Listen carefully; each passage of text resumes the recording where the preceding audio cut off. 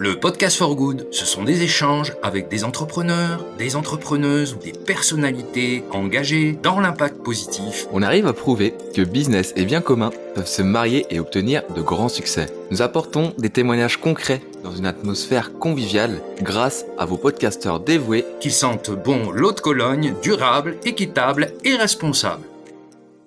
Hello les amis et bienvenue dans ce nouvel épisode du Podcast for Good. Alors comme d'habitude, je suis en compagnie de Gilles Misrahi, notre conseiller en business développement B2B. Salut Gilles, comment tu vas aujourd'hui ? Ça va bien, merci Robin. Bonjour à toutes et à tous. Ça fait plaisir de vous retrouver sous ce format vidéo pour la première fois avec Robin. Donc, Tu fais bien de le super. dire. En plus, quand même, ouais, dire ça et puis dire qu'on est super ravis de le faire avec Stéphane parce qu'on va vous parler d'un truc absolument dingue. Alors justement, tu as déjà introduit notre invité du jour, c'est super. On a Stéphane Guignard qui est avec nous, donc CEO et fondateur de VH93. Salut Stéphane, ravi que tu sois avec nous aujourd'hui et j'espère que tu as la forme. En grande forme, ravi d'être avec vous, messieurs.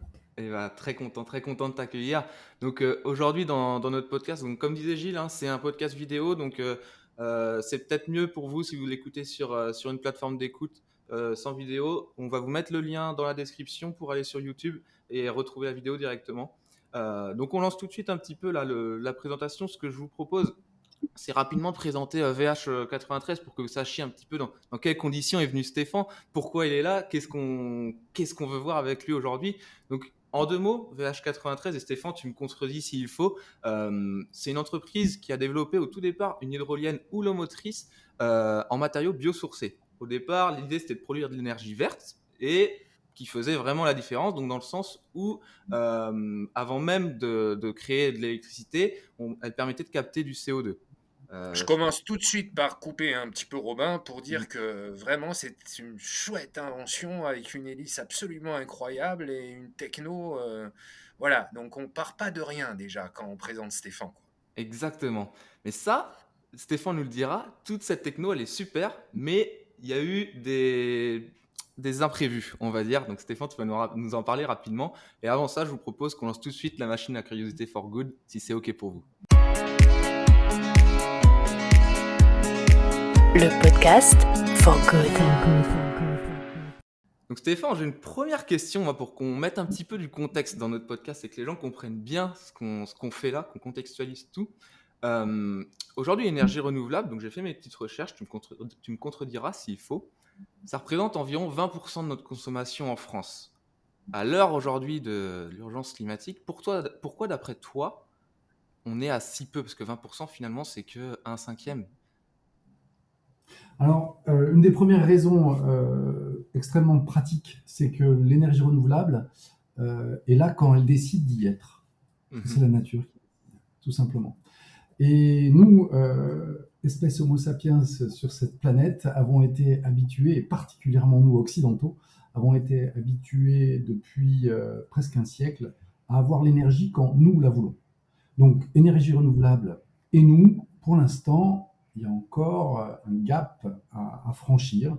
Il faut qu'on s'adapte les uns aux autres, tout simplement. C'est-à-dire que c'est possible qu'il soit nécessaire dans les décennies qui viennent qu'on s'adapte à ce que nous propose la nature. Okay. Et on a oublié cette façon de faire. J'espère simplement que ça va revenir. Je pense que c'est de toute façon une des seules solutions. Ça, c'est la première raison. Et la deuxième qui appuie cette première raison, c'est qu'on a développé très fortement depuis un peu plus d'un demi-siècle un système énergétique à base d'hydrocarbures et plus particulièrement de pétrole, qui est une énergie absolument fabuleuse parce qu'elle est très dense, très sûre, quasiment gratuite, et on peut l'utiliser à peu près comme on veut et pour ce qu'on veut. C'est le gros avantage du pétrole, des hydrocarbures en général, du gaz et du charbon. Il y a cette idée d'abondance un peu, je te coupe Stéphane, mais il y a cette idée d'abondance. Abondance et facilité. Facilité, praticité. En plus de ça, au cours de la Seconde Guerre mondiale, on a énormément développé cette industrie-là. Et du coup, elle est extrêmement performante. Il y a énormément de savoirs qui est encore développé d'ailleurs autour des hydrocarbures. Et ça en fait une énergie miraculeuse. Ouais. Parce qu'on sait que derrière chaque miracle, il y a quelque chose qui se cache. Ouais. L'enfer n'est jamais loin. Et en fait, Explication. voilà, on s'aperçoit, on commence à toucher du doigt, mais très clairement, les effets de cette énergie miraculeuse. Et un des effets principaux, c'est le réchauffement climatique, c'est le changement climatique. Plus exactement, c'est l'accélération du changement climatique. Parce qu'on a toujours eu du changement climatique dans l'histoire des espèces et aussi celle d'Homo sapiens, à part que là, il est beaucoup plus rapide que tout ce qu'on a pu connaître jusqu'à maintenant. Alors justement, avant qu'on aille un peu plus loin dans ce changement climatique, on sait un petit peu, enfin nos auditeurs et nous ici, on sait un petit peu les raisons et on connaît un petit peu les solutions qui se présentent à nous. Parmi celles-ci, justement, on revient un peu sur l'énergie renouvelable. On a l'énergie renouvelable, on la voit en tout cas sous trois formes, enfin même plus, mais celle qu'on connaît souvent, c'est le solaire, le vent et justement, et c'est celle-ci qui va nous intéresser, l'eau. Pourquoi aujourd'hui, dans le milieu aquatique, on a des difficultés en fait à apprivoiser l'eau? Parce qu'au final, tu disais que c'était au gré de la nature, en fait, de ce que voulait bien nous donner la nature. Finalement, l'eau, elle est toujours là, elle est toujours en action quand on voit l'eau des mers ou même l'eau des fleuves, même si cela varie dans les fleuves. Pourquoi c'est aussi difficile en fait d'apprivoiser le monde aquatique? Alors, c'est difficile et c'est pas difficile. En ce qui concerne, j'ai envie de séparer en deux parties. Mhm. Il y a l'eau qui descend par gravité des montagnes en général et des nappes phréatiques. Juste pour rappel, cette eau-là, elle a été montée dans l'atmosphère par l'évaporation, donc par le soleil. Ouais. Hein, et c'est en retombant sous forme de neige, de glace et de pluie qu'on arrive à la stocker dans nos montagnes, dans nos nappes phréatiques, et après à l'utiliser, évidemment, pour la vie simplement, mais aussi pour l'énergie. Et ça, dans le monde, le potentiel hydraulique est exploité à 85%. Donc il reste potentiellement 15% de ce potentiel à exploiter. Donc ça, on l'a fait déjà. Après, nous, du coup, on s'est dit, on va essayer de participer à l'exploitation des 15% qui restent, notamment dans les rivières. Et là, on s'aperçoit que on est chez Dame Nature. Et Dame Nature, on lui a fait une chose un peu étrange avec notre industrie pétrolière, c'est qu'on a réussi à dérégler le cycle de l'eau. Donc la nature applique des contre-mesures.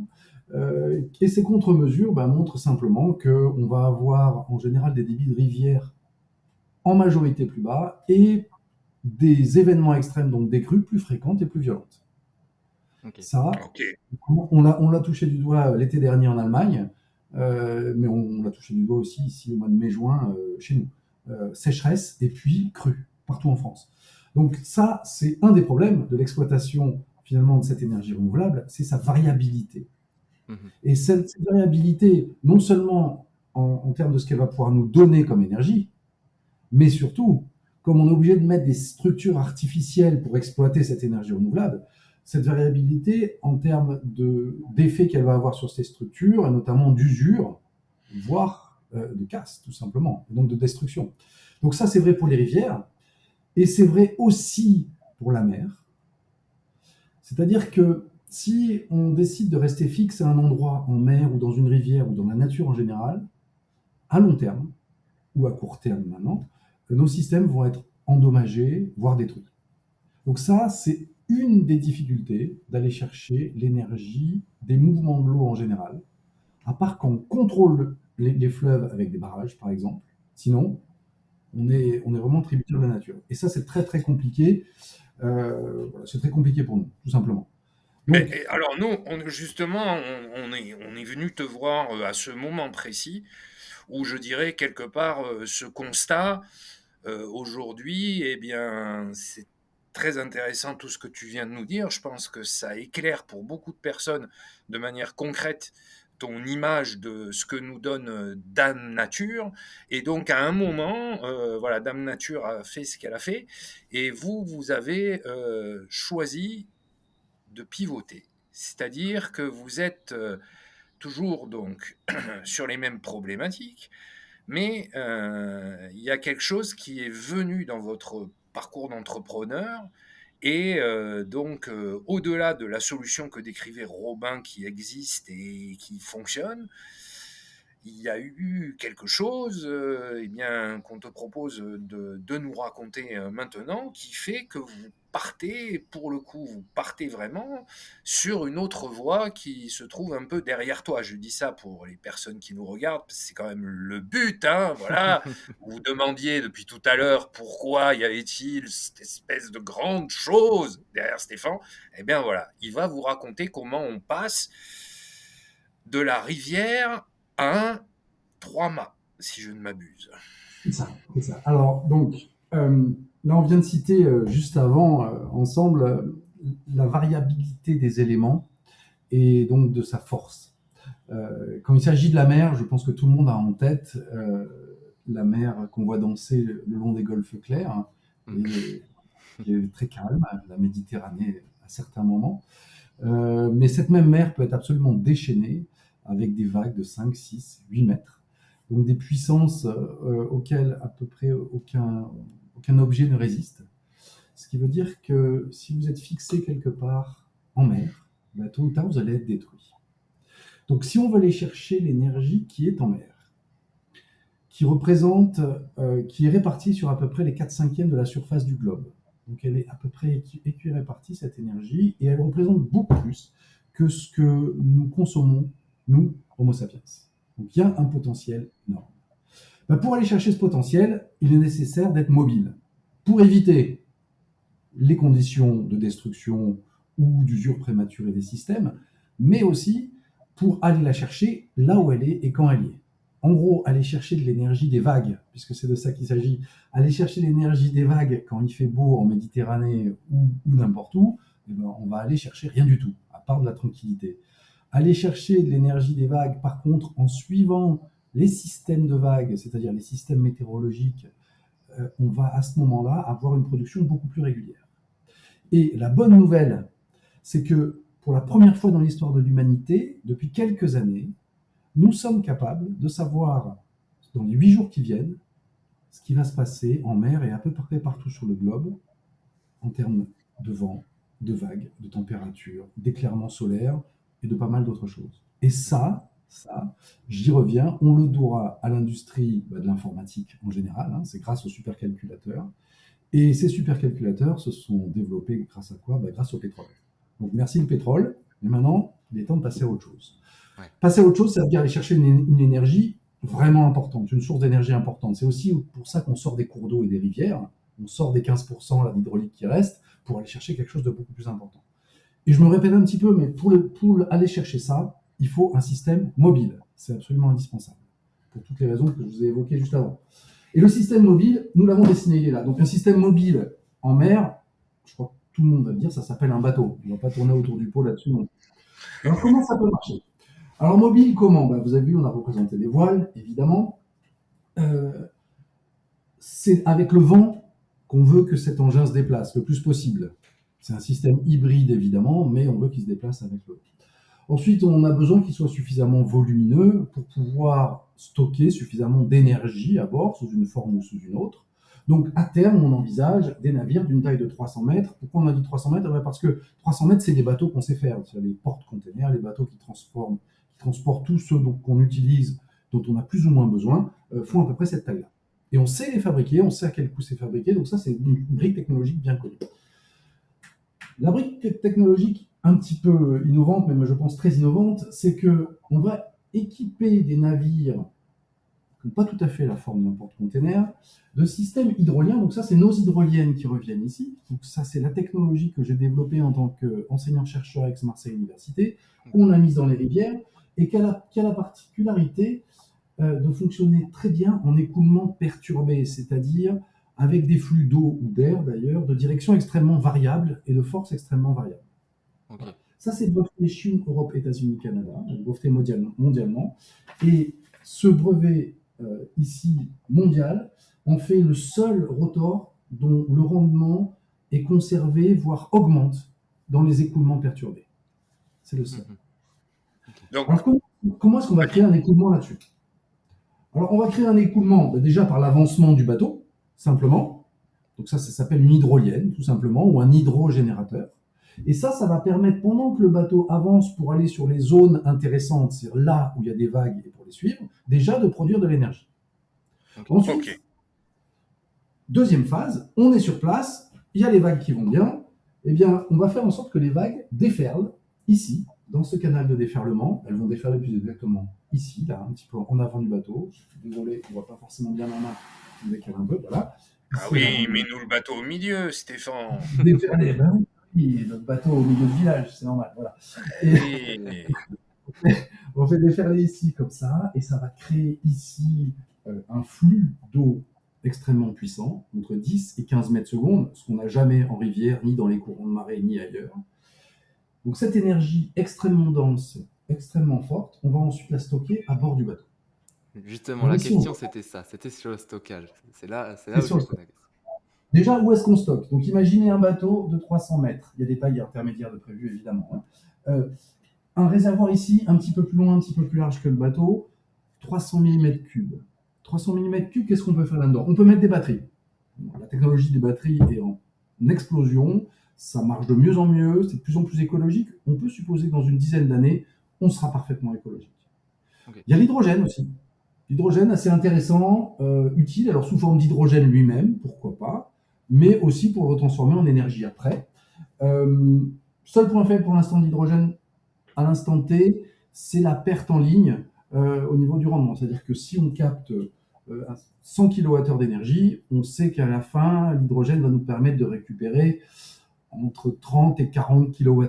Voilà, on en a une perte. Mais bon, quand l'énergie est abondante, pourquoi pas? Ça s'envisage aussi. C'est des technologies qui sont aussi en plein développement, donc c'est vraiment des briques technologiques qui arrivent à maturité.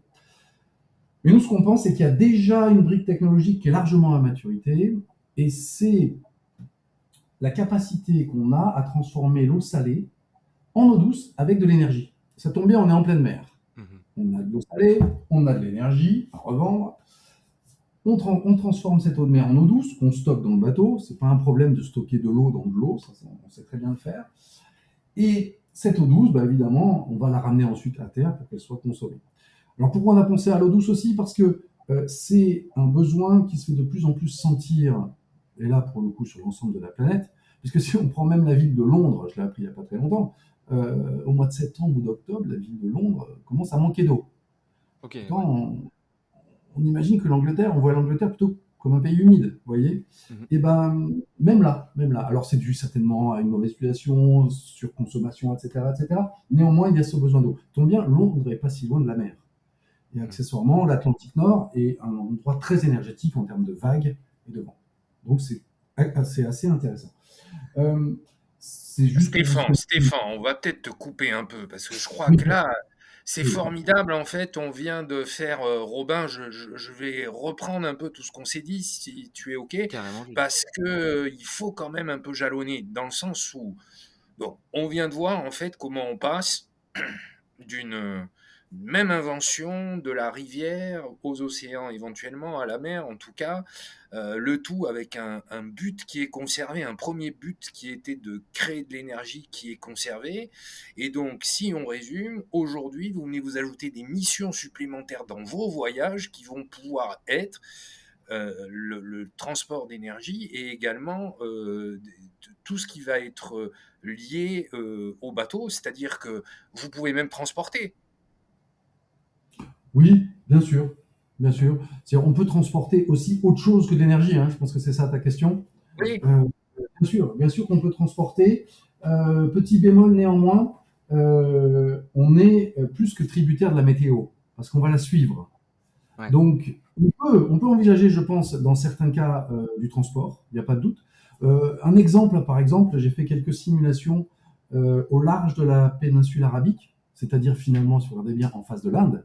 Donc, s'il y a du transport à faire entre Bombay et Oman ou entre Bombay et les Émirats arabes unis, évidemment, on peut en profiter à la fois pour faire de l'eau douce sur le chemin de retour, par exemple, et transporter à l'aller ce qu'il y a à transporter, ou l'inverse. Hein.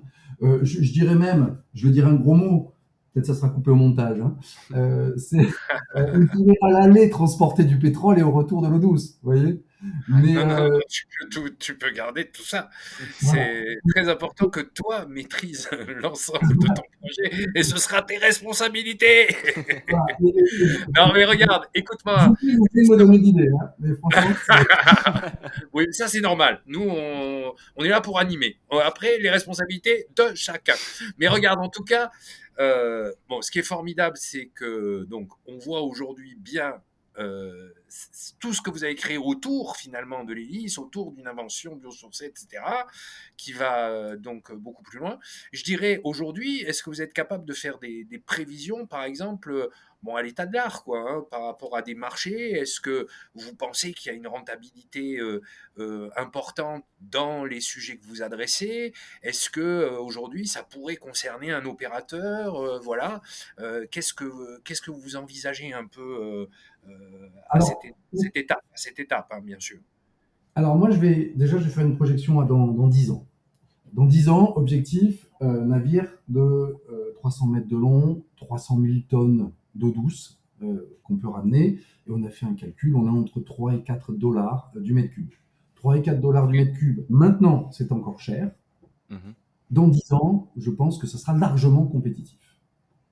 Parce qu'on sait le Ok. prix de l'eau va exploser, vu qu'il est lié de toute façon au prix de l'énergie, puisque le dessalement d'eau, là où l'eau manque, est fait à partir essentiellement de gaz ou même d'énergie solaire. Mais bon, c'est lié au prix de l'énergie. Ça, c'est la première chose. La deuxième, c'est que dans le développement du projet, dans les 10 ans, il ne se passe pas rien. Évidemment, il y a de la R&D, mais il y a aussi des produits R&D, donc navires d'une quinzaine de mètres, qui, eux, peuvent déjà devenir des produits, dès après la R&D. Et là, c'est pareil, on va faire évidemment bien plus petite quantité de l'eau douce, du transport d'énergie ou du transport d'autres choses, mais évidemment pour des communautés plus petites. Donc, on pense à beaucoup de sites isolés dans le monde entier, ou de villes de taille plus petite, de villes côtières, qui pourraient tirer parti de ce genre de produit, donc 15 mètres, puis 30 mètres, euh, voilà, pour ce genre de choses. Donc, il y a déjà, en fait, des débouchés possibles. Finalement, à 5 ans, on peut envisager une commercialisation de navires, mais alors qui ne feront pas 300 mètres de long, hein, ni 500 000 tonnes, quoi. Mais il y a toute une gradation finalement dans le développement. En gros, chaque étape de R&D amène à un système commercial. Et est-ce que c'est pas un moyen aussi de ces étapes-là de peaufiner un peu peut-être le projet? Parce que enfin, toi qui es dans le domaine, je pense que là, il y a la maquette, donc c'est très bien, mais une fois que ça sera à taille réelle, il y aura sans doute des choses ici et là à développer et à améliorer, Bien ou en tout sûr, cas à bien modifier. sûr, bien sûr, bien sûr. C'est évidemment la R&D tout du long. Mhm. Voilà, c'est une R&D de fond qui doit être faite parce que rien que les changements d'échelle. Là, on est sur une maquette qui fait à peu près 1 mètre. On est en train de faire un système autonome de 3 mètres de long Ok, ouais. pour montrer que ça marche. Voilà. Mhm. Et qui va nous amener beaucoup de données et d'informations en termes de R&D déjà. Ensuite, on veut passer à un système de 15 mètres de long. Donc, le passage de 3 mètres à 15 mètres, c'est assez classique, hein, dans le domaine naval, dans le domaine du nautisme. Mais il Ok. n'empêche que, évidemment, il y a de la R&D sur les matériaux, il y a pas mal de choses. Il y a un domaine, à mon avis, de R&D qui est Il faut dire au passage que tu peux parler de ça avec beaucoup de confort parce qu'au moment où tu nous parles, tu te situes aussi à La Ciotat. tout à fait. Donc, on a les chantiers navals juste en bas et Non, qui je veux dire, font. on parle pas de quelqu'un qui fait de la pizza à Perros Guirec, quoi. C'est ça. Alors, je veux pas me fâcher avec les gens de Perros-Guirec, hein, que ce soit bien clair, ni avec les pizzas, Je les ni adore, pour je les salue au Piano. passage. Voilà. Mais du coup, du coup, Perros-Guirec, par contre, pour être, enfin, en tout cas, la Bretagne, évidemment, et la Vendée, ainsi que la Normandie, pourront vraiment être aussi des endroits d'expérimentation super intéressants. Mhm. Si on parle, par exemple, des navires d'une trentaine de mètres, il y a l'île de Sein, hein, qu'on connaît tous, qui a des désalinisateurs qui ont été récemment endommagés, notamment par les tempêtes. Évidemment, ce n'était pas prévu parce que les tempêtes sont de plus en plus fortes. Et là, évidemment, une île comme ça, on pense à l'île de Bréa aussi et quelques îles bretonnes, pourraient tout à fait être alimentées par ce genre par ce genre de système. Voilà. Mhm. Donc, et des systèmes pour le coup plus petits, pas de 300 mètres de long, hein, Oui. de 15 mètres, de 30 mètres. Donc, c'est vraiment pour revenir là-dessus. Donc, R&D, évidemment, c'est quelque chose qui me connaît beaucoup, puisque en tant qu'enseignant-chercheur avec Marseille Université, qu'ingénieur, j'ai pas mal travaillé sur tout ça, vous vous en doutez. Et pour ce qui est de la mer, on a tous les chantiers qu'il faut en France pour fabriquer ce genre de bateaux.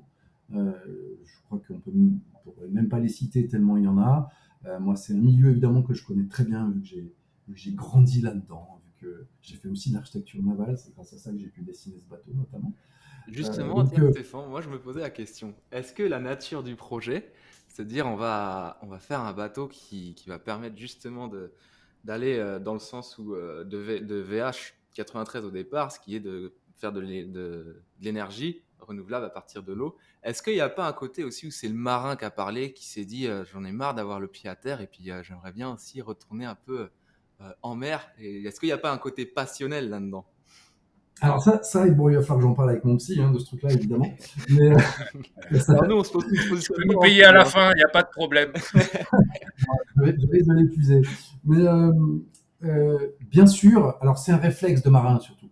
Ouais. Évidemment, c'est un réflexe de marin de se dire on est un petit peu bloqué sur Terre dès qu'il s'agit d'exploiter certaines facettes de la nature. Mhm. Et je crois que je ne suis pas le premier à m'être dit ça, puisque les Égyptiens, au bout d'un moment, on a eu marre de transporter leurs marchandises à dos d'âne, ou de chameau d'ailleurs, plutôt pour les Égyptiens, je pense. Et il y a 5000 ans, ils ont commencé à construire des bateaux, et des bateaux de 40 mètres, par exemple, pour faire du déplacement en Méditerranée, sur le Nil et sur d'autres choses. Donc ça fait un moment que le bipède Homo sapiens s'est dit, quand même, un machin qui flotte sur l'eau et qui peut transporter ce dont on a besoin avec nous à bord, c'est quand même drôlement intéressant.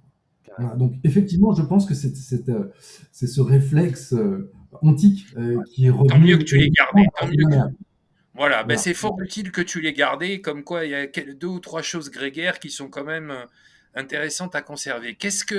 En passant par là, donc Robin doit être complètement perdu dans le fil de notre podcast, je le dis juste pour les spectateurs et du coup pour l'invité parce que j'ai tout pété, mais c'est pas grave, je sais qu'il rebondit. Oui. Donc dans les derniers mois, donc vous avez été exposant, donc conférencier à Vivatech. Et donc, tu as pu intéresser véritablement les gens qui passaient. Alors, tu vas nous en dire peut-être un peu plus, mais je crois que nous-mêmes, quand on a vu le bateau avec Robin, on s'est dit absolument qu'il fallait qu'on fasse un podcast vidéo. Parce que c'est beaucoup plus parlant, évidemment, que de t'avoir en podcast audio. Et donc, je pense que ça doit faire un peu le même effet aux personnes qui nous regardent en ce moment. C'est chouette de rentrer dans les coulisses, un peu comme si c'était un théâtre, ton bateau. C'est incroyable. Donc, raconte-nous un peu ce qui se passe aujourd'hui, quelles sont les curiosités, et puis qui on pourrait intéresser à ton projet. C'est-à-dire, au moment où voilà, où vous en êtes, c'est un super honneur pour nous de pouvoir lancer les choses, et du coup, on va intéresser les bonnes personnes parce que tu vas un peu les décrire, non? Qu'est-ce que tu en penses? Ouais. Allons-y. Alors, d'abord, ça va me permettre de remercier pas mal de monde, en fait. Parce que dès qu'on a commencé à lancer ce bateau, si je puis dire, de le lancer en tout cas sur les réseaux sociaux, les premiers à réagir, c'est l'association Wave of Change, qui nous ont invités carrément pour un séminaire, pour un congrès à Biarritz. Et là déjà, j'ai rencontré pas mal de monde, notamment pas mal de villes côtières qui sont très intéressées par ça. Donc, qui ont plus ou moins d'argent, évidemment, ça dépend pour développer ce genre de projet, mais qui nous ont, pour beaucoup d'entre elles, dit, et c'était les maires qui étaient là, et souvent des femmes d'ailleurs, qui nous ont dit, nous vraiment, ça nous intéresse, si vous avez besoin de faire un démonstrateur, d'avoir une base pour le bateau, etc., voilà, nos portes sont vraiment ouvertes. Voilà, il parlait vraiment de nous offrir cette opportunité.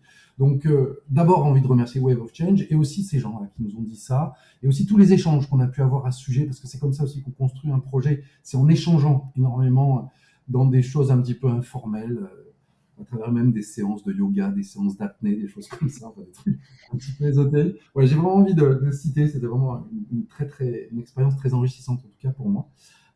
Et ensuite aussi, on a été invité par le CNRS à Vivatech. Et là, ça a pris des dimensions effectivement que je n'imaginais pas. Alors évidemment, le centre du CNRS, ça en jette un petit peu, ça a une certaine, en tout cas en France, une certaine renommée, et pas que, apparemment. Et on a vu défiler pas mal d'institutionnels, on va dire, donc ministres, secrétaires d'État, sénateurs, sénatrices qui veulent présenter le projet dans des commissions techniques. On a vu aussi des gens qui s'occupent de France 2030, qui sont venus nous voir, qui nous ont vivement encouragés à candidater. Donc tous ces gens-là, les institutionnels français qui sont venus, politiques, et avec qui j'ai pu discuter, je trouve, avec pas mal de passion. Et franchement, j'ai eu l'impression que c'était sincère. C'est-à-dire autour d'un bateau, on parle d'eau, d'énergie, de vent, de vagues. Et là, j'ai l'impression qu'on rassemble beaucoup de monde dans ces cas-là. Et on fait Il faut appel dire aussi, peut-être. Stéphane, je te coupe, il y a un côté aussi où tu es enseignant et tu es très pédagogue dans ta façon d'expliquer les choses. Et je pense que Ah bah, on peut dire que cette force en fait, d'amener les gens et de passionner les gens dans ton projet. Et je pense que c'est aussi ça qui fait que les gens ils soient aussi à l'écoute en fait, parce que tu passionnes avec ton projet, honnêtement. ouais, c'est sincère et puis on a envie d'y monter dedans. Enfin, tu vois, ça porte toutes les Ah, moi valeurs. aussi. Moi Non, mais aussi. c'est clair. Et puis la France, c'est un pays de voile, quoi. On voit bien. Et c'est une nation maritime, hein, il n'y a pas de doute. Voilà. Et donc il y a eu tout ça, toute cette passion. On s'est retrouvés presque pas entre gamins, mais on sentait que ça faisait appel à des choses assez profondes. On a eu la visite aussi d'une dame qui s'appelle Catherine Chabot, que vous connaissez probablement, qui est la première circumnavigatrice autour du monde en solitaire, Vendée Globe 96. Voilà. Qui est maintenant députée européenne, qui a travaillé pour la sauvegarde de la mer et j'ai envie de dire du coup de l'humanité depuis le temps. Donc voilà, vraiment merci Madame d'être passée. Et puis bon après, on est rentré un peu plus dans le dur avec des industriels, des investisseurs qui sont venus. Il y a eu des industriels de l'eau, des industriels du transport. Je ne sais pas si on va pas citer les noms sur votre Bien votre sûr. Tu peux. Au contraire, go. Veolia, la CMA, Total, ils sont tous passés, soit à titre personnel, soit à titre officiel, voilà, pour que leur présente le bateau. Ils se sont tous montrés évidemment très intéressés, et je crois que c'était pas que de la politesse. Voilà. Ensuite, on a eu aussi, alors en termes d'investisseurs, on a eu les gens de Dubaï, les gens d'Arabie Saoudite qui sont venus nous voir. Donc là, tout de suite, ça met un peu plus de pression aussi, pour tout vous dire, parce qu'on sait qu'avec ces gens-là, on discute rarement en dessous de 10 millions d'euros. Donc voilà, c'est aussi... Il y a pas mal d'appels. Et on a eu aussi des gens de la Commission européenne qui sont passés et qu'on allait voir juste la semaine d'après, grâce au pôle mer Méditerranée notamment, qui nous a amenés en mission d'influence, on appelle ça. Bon, c'est présenter nos projets et voir comment on peut les financer, hein, pour faire simple, et évoquer les différentes sources. Ouais. Et ces gens-là sont passés, enfin, on s'en allait les voir et nous ont vivement encouragés à candidater à 3 ou 4 types de financements différents. Parce qu'ils nous ont dit on voudrait que ces technologies restent en France, en Europe plus exactement, plus qu'en France, et créer de l'emploi en France et qu'elles soient développées en priorité en Europe, finalement. L'idée, elle est là, il y a cette volonté, cette envie. Alors évidemment, on est assez early stage, comme on dit dans le domaine des startups, c'est-à-dire qu'on a encore beaucoup de développement. Et il y a quand même des dispositifs qui existent pour financer ça. Après, voilà, on a des gens qui représentent aussi ce qu'on appelle les family office qui sont passés. Donc c'est des familles qui ont un certain patrimoine assez important et dont la jeune génération a clairement envie de s'impliquer dans des projets à impact très fort. Voilà, alors évidemment, on relance, ça continue les discussions. Et j'ai envie de dire, la dernière catégorie d'investisseurs, entre guillemets, c'est les plateformes de financement participatif qui sont passées nous voir aussi. Donc Vivatech, hein, ça a été incroyable, on est bien d'accord. Il y avait Elon Musk, mais pas que. Voilà. Et qui sont venus nous voir, et j'avoue que je suis très très sensible moi à ce genre d'initiative et de financement, parce que finalement là on parle de produire de l'eau douce. L'eau douce, c'est quand même un bien commun, je pense, c'est le bien commun de l'humanité, c'est la base de notre vie. Du coup, que ce soit une armée de citoyens qui investissent dans un tel projet et qui le fassent sien, finalement, je pense que c'est l'idéal. C'est l'idéal. Et ça peut aider certaines industries à se dire, mais là, on a 10 000 personnes qui sont actionnaires de ce projet-là, de projets comme cela. Parmi les 10 000, il y a nos futurs employés, nos futurs ingénieurs, cadres, techniciens de demain. Ça peut motiver, je pense, une partie de l'industrie à basculer vers ce type de projet. Je fais la pub pour mon projet, évidemment, puisque c'est celui que je connais, mais il y en a d'autres aussi comme ça. Et pour être un peu plus global, la sensation que j'ai, c'est que nous, société Homo sapiens, on en est à un stade où on n'a pas encore vraiment de solution pour la suite, une solution qui a vraiment fait ses preuves. Et je pense qu'il y en a une centaine à tester et à tenter de manière marquée, c'est-à-dire avec beaucoup de moyens, beaucoup d'argent. On est quand même nombreux sur cette planète. Si on donne chacun 1 ou 10 euros, il y a vraiment, en tout cas ceux qui le peuvent, il y a vraiment de quoi faire, quoi. Et juste pour dire pourquoi l'eau plus que l'énergie. Voilà. Moi, quand j'ai créé VH93, je me suis dit c'est l'énergie, il nous faut de l'énergie propre. Avec l'énergie propre, on résout tout. Ben, pas tout à fait. Parce que même si on a de l'énergie propre et qu'on fait du dessalement à la côte, on va rejeter énormément d'eau salée dans le milieu côtier. Et du coup, c'est ce qui arrive dans le golfe Persique. Il n'y a plus de vie dans le golfe Persique, tout simplement. Pourquoi ? Ben parce qu'il y a énormément de dessalement d'eau de mer, parce qu'ils en ont besoin, cette eau, évidemment. Ils ont besoin d'eau pour vivre. Et du coup, ben, l'énergie ne suffit pas. Il faut en plus oser aller en pleine mer pour se dire on va produire en pleine mer, utiliser cette énergie, rejeter en pleine mer de l'eau salée qui va avoir strictement aucun impact sur le milieu précisément parce qu'on est en pleine mer. Et là, à ce moment-là, on a une solution. Ensuite, l'eau. Pourquoi l'eau directement ? Parce qu'on le sait, pour pouvoir rester chez soi, on a besoin d'eau. Donc pour que les gens qui traversent la Méditerranée dans les deux sens viennent se voir les uns les autres en amis, plutôt que dans des conditions absolument catastrophiques, et en provoquant des mouvements de population comme jamais on en a connu dans l'histoire de l'humanité, et qui vont être, on le sait, catastrophiques, on a besoin d'eau pour vivre chez soi, tout simplement, d'un minimum. Et il y a les 2/3 de l'humanité qui savent se contenter de beaucoup moins d'eau que ce que nous, occidentaux, on en consomme. Et je ne suis pas sûr que ce soit si compliqué de le ramener. Je ne suis vraiment pas sûr. Je pense même que c'est relativement facile. Et avec des projets dont celui-là, on peut le faire. On peut le faire. Voilà. Donc, on peut éviter, je pense... Bah, c'est super, écoute, vraiment. Et voilà, je suis de plus en plus fier qu'on t'ait invité. Robin, je peux boucler un peu tout pour, je dirais, laisser la parole de fin à Stéphane, ça te va ? Ouais, bah écoute, vas-y. Bon, alors, je vais à nouveau, à la fin, résumer ce que tu viens de dire, parce que je crois que c'est super important. Donc, aujourd'hui, on est arrivé à un moment de votre projet, un pivot.